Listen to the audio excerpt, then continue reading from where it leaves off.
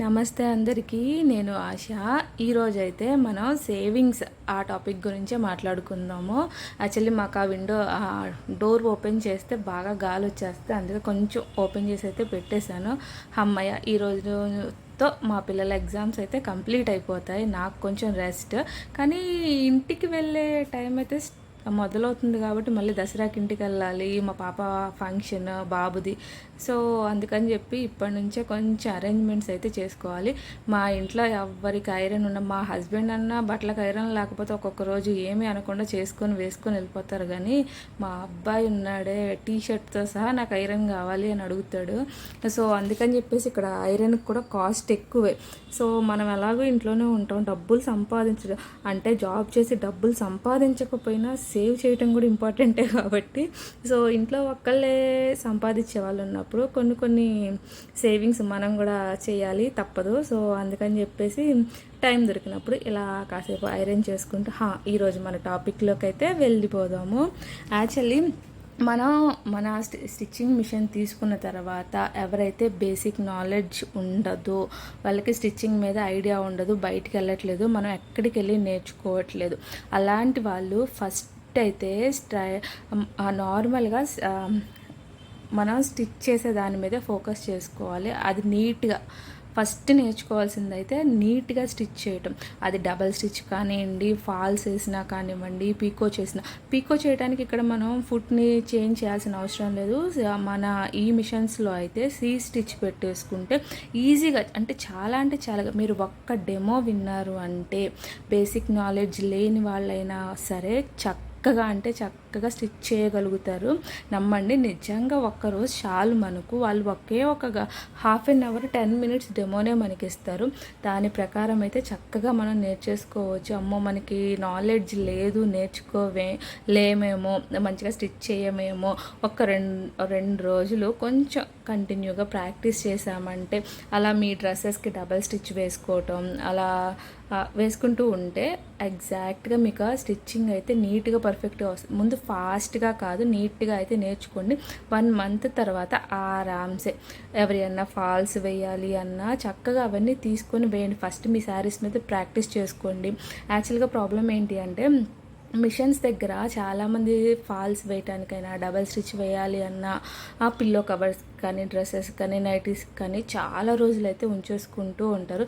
So అందుకని చెప్పేసి చాలామంది ఫాస్ట్గా అలాగే నీట్గా స్టిచ్ చేస్తారా అలాంటి వాళ్ళకి ఇవ్వాలి అన్న థాట్తో ఉంటారు. ఎందుకంటే 1 month 10 days వాళ్ళ చుట్టూ తిరగలేక ఏంటంటే వాళ్ళు బ్లౌజెస్ ఇవన్నీ స్టిచ్ చేసుకుంటా ఇవి చిన్న పనే కదా అని వదిలేస్తూ ఉంటారు. వీటికి కూడా ఛార్జెస్ ఎక్కువగానే ఛార్జ్ చేస్తారు. ఎవరైతే డ్రెస్సెస్ డబల్ స్టిచ్ బయట వేపిస్తూ ఉంటారో, ఫాల్స్ వేపిస్తూ ఉంటారో, పీకోస్ చేస్తూ ఉంటారు, వాళ్ళకైతే ఈ కాస్ట్ పక్కాగా తెలుస్తూ ఉంటుంది. యాక్చువల్గా మా అమ్మ వాళ్ళు కూడా ఫాల్స్ అవన్నీ వేయించినా కూడా 60 rupees అంటే స్టిచ్ చేసే వాళ్ళని బట్టి 60 to 70 rupees అలా ఛార్జ్ చేస్తూనే ఉంటారు. మీరు చక్కగా మీ జర్నీ స్టార్ట్ చేసిన 1 month నుంచి అలా ఫాల్స్ వేయటం యాక్చువల్గా నేర్చుకుంటూనే చేసుకోవచ్చు అనమాట. అలానే యాక్చువల్గా మనం ఇన్కమ్ అనేలోనే మన చేతిలో కనిపించే డబ్బుల్ని మాత్రమే చూస్తూ ఉంటాం. మన సేవింగ్స్ కూడా మన ఇన్కమ్ కిందే వస్తుంది కదా. సో మన శారీస్కి, మన డ్రెస్సెస్కి ఇంట్లో మనం చేసుకునే అవే బయట ఇస్తే ఎంత అవుతుంది అదే అలా క్యాలిక్యులేట్ చేసుకుంటే మన ఇంట్లో మెషిన్ ఉంటే మాత్రం అది మనకి ప్లస్సే అవుతుంది తప్ప మైనస్ అవ్వదు. దట్టు మన ఇంట్లో ఆడపిల్లలు ఉంటే మాత్రం ఆటోమేటిక్గా అది డబల్ స్టిచ్తో స్టార్ట్ అయ్యి ఆటోమేటిక్గా మనకి ఇంకా నేర్చుకోవాలి అన్న థాట్ వస్తూ ఉంటుంది. అలాగే ఈజీగా నేర్చుకుంటూనే వెళ్ళిపోతాము.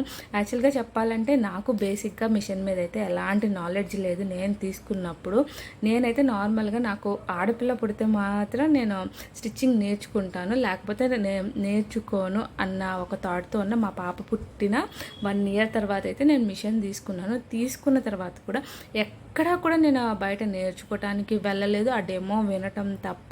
ఆ తర్వాత నాకు నచ్చినట్లుగా యూట్యూబ్లో వీడియోస్ చూసుకుంటూ ఉంటాను. ఆ తర్వాత నా ఓన్ ఐడియా ప్రకారం కొన్ని చేంజెస్ చేసుకుంటూ యాక్చువల్లీ మనకి ఇంట్రెస్ట్ ఉండాలి. కానీ ప్రతిదీ అయితే ఈజీగా నేర్చుకోవచ్చు. నేర్చుకుంటాను అందరికీ చాలామందికి కంపల్సరీ మనం సంపాదించాలి అనేది లేకపోయినా కొంతమందికి కంపల్సరీ సంపాదించాల్సిన అవసరం అయితే ఉంటుంది ఆడవాళ్ళకి. సో అలాంటి వాళ్ళకి ఇదైతే ఒక బెస్ట్ ఆప్షన్ అని చెప్పుకోవచ్చు. మనం బయటికి వెళ్ళి పని చేయలేము, అలాంటప్పుడు ఇంట్లో ఉంటూనే ఇలా చిన్న చిన్న పనులు రోజుకు ఒక 2-3 శారీస్కి ఫాల్స్ వేసినా సరే ఎంత లేదన్నా 200 మన అయితే వచ్చేస్తూ ఉంటాయి. కాబట్టి దీన్ని ఒక ఇన్కమ్ సోర్స్గా కూడా చూసుకోవచ్చు. అలానే దానికైతే మన నార్మల్ ఈ మిషన్స్ అయితే సరిపోతాయి. మనకి ఎక్కువగా రఫ్ అండ్ టఫ్ అయితే మనం వాడలేము. సో అలా ఫాల్స్ వేసుకుంటూ డబల్ స్టిచ్ చేసుకుంటూ అలానే ఇన్కమ్ సంపాదించుకుంటూనే చిన్న చిన్నగా మన స్టిచ్చింగ్ జర్నీని అయితే ఇంప్రూవ్ చేసుకోవచ్చు కూడా. సో అలా అని చెప్పి సేవింగ్స్, నేను ముందే చెప్పాను కదా, సేవింగ్స్ అంటే సంపాదించటం కన్నా సేవ్ చేయడం చాలా ఇంపార్టెంట్. సో దాన్నైతే ఫాలో అవుతూ చక్కగా అయితే మీరు కూడా ఎవరైతే కొత్తగా నేర్చుకోవాలి అనుకుంటున్నారో వాళ్ళు కూడా మీ స్టిచ్చింగ్ జర్నీని ఆరామ్సే కూడా స్టార్ట్ చేసుకోవచ్చు. ఎవరు లేరు, మనం నేర్చుకోవడానికి బయటికి వెళ్ళలేము అనే థాట్ ఉంటే మాత్రం దాన్ని మాత్రం వదిలేయండి. ఇంట్లో ఉండి నేర్చుకునే వాళ్ళు చాలా అంటే చాలామంది ఉన్నారు ఇప్పుడు. యాక్చువల్గా చెప్పాలి అంటే ప్రతి ఇంట్లో కూడా కంపల్సరీ మిషన్ ఉంది, కానీ దాన్ని మనం ఎంతగా యూజ్ చేస్తున్నామా అన్న దాన్ని బట్టే మన ఇన్కమ్ ఉంటుంది. ప్రతి ఇంట్లో ఉన్న వాళ్ళు ప్రతి ఒక్కళ్ళు స్టిచ్ చేస్తారా అంటే కొంతమంది కొనాలి అన్న ఉద్దేశంతో కొంటారు, అక్కడ పెట్టేస్తారు, దాన్ని యూజ్ చేయకుండా ఉంటారు.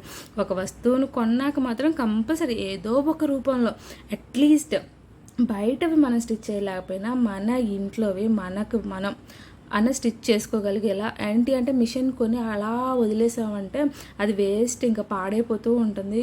ఎందుకని చెప్పి మిషన్ అట్లీస్ట్ వారంలో ఒక్కసారైనా 2 సార్లన్నా తీస్తూ ఉండాలి, వాడుతూ ఉండాలి. ఏ పని లేకపోతే అట్లీస్ట్ మన డ్రెస్సెస్కి డబల్ స్టిచ్ వేసుకోవటం, పిల్లో కవర్స్కి అలా అయినా తీసి వాడుతూ ఉండాలి. లేకపోతే దాని లైఫ్ పాడైపోతూ ఉంటుంది అన్నమాట. సో మనం ఎంత వాడితే అది అంత బాగా పనిచేస్తూ ఉంటుంది. సో నా మిషన్ అయితే నేను బాగానే యూజ్ చేస్తూ ఉంటాను.